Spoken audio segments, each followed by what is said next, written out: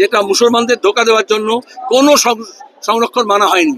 SC ST যেমন মানা হয়নি, তেমনি ওবিসি এ লিস্টও মানা হয়নি। আমরা 2010 সালে যে আইন করেছিলাম, যে লিস্ট করেছিলাম, সেটা বহাল রেখেছে। আর 2010-এর পরে মমতা যেটা করেছে, চালাই করেছে। যেমন শিক্ষক নিয়োগ বাতিল হচ্ছে, দুর্নীতি করলে কোথাও কোথাও ফাঁসে।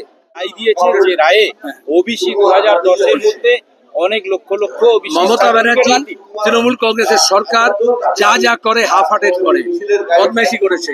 রঙ্গনাথ মিশ্রা কমিশনের রিপোর্ট অনুযায়ী আমরা 2010 সালে ওবিসি করেছিলাম 17%, যেখানে এ বি করেছিলাম। মমতা ব্যানার্জি আজকে দাঁড়িয়ে প্রমাণিত হলো তিনি এটাই ওবিসি সংরক্ষণ বিশেষত যেগুলো সংখ্যালঘুদের জন্য করা হয়েছিল সেটাকে ধ্বংস করেছে। মুখ্যমন্ত্রী বলছেন একজন বিচারপতিকে দিয়ে এই রায় দেওয়া হয়েছে, এই রায় মানি না, সাংবিধানিক কাঠামো মেনে সার্টিফিকেট দেওয়া হয়েছে। মুখ্যমন্ত্রী আর তৃণমূলের লোক টাকা পয়সা দিয়ে সবাইকে সার্টিফিকেট দিয়েছে খোলামকুচির মতো। ওবিসি করার ব্যাপার একটা, এই যে দেখছো এসসি এসটি ওবিসি লিস্ট করার জন্য একটা আইন আছে। কি বলেছে? আমরা 2010 সালে যে আইন করেছিলাম, যে লিস্ট করেছিলাম, সেটা বহাল রেখেছে। আর 2010-এর পরে মমতা যেটা করেছে, চালাই করেছে। যেমন শিক্ষক নিয়োগ বাতিল হচ্ছে, দুর্নীতি করলে কোথাও কোথাও ফাঁসে, সবটাই অন্যায় করেছে। এতে একটা লাভ হয়েছে, যারা ওবিসি এতে চাকরি পেয়েছে তাদের কোনো চাকরি যাবে না।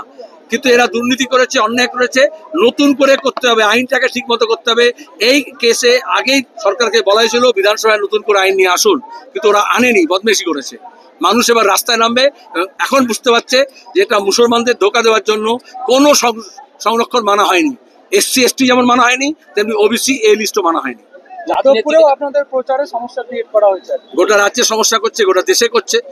বিজেপি এবং তৃণমূল গণতন্ত্রকে শেষ করতে চায়, কিন্তু দাঁড়িয়ে মানুষ এটা মানছে না। রাস্তায় নেমেছি আমরা, মিছিল করছি, মিটিং করছি, কোনো বাধা মানা হবে না। দক্ষিণবঙ্গের দিকে যত ভোট আগে এসছে ততই হিংসা বাড়ছে দেখা যাচ্ছে, কারণ বিজেপি তৃণমূলের হাওয়া পাতলা হচ্ছে, আর লাল ঝান্ডার শক্তি, কংগ্রেসের শক্তি এগিয়ে আসছে।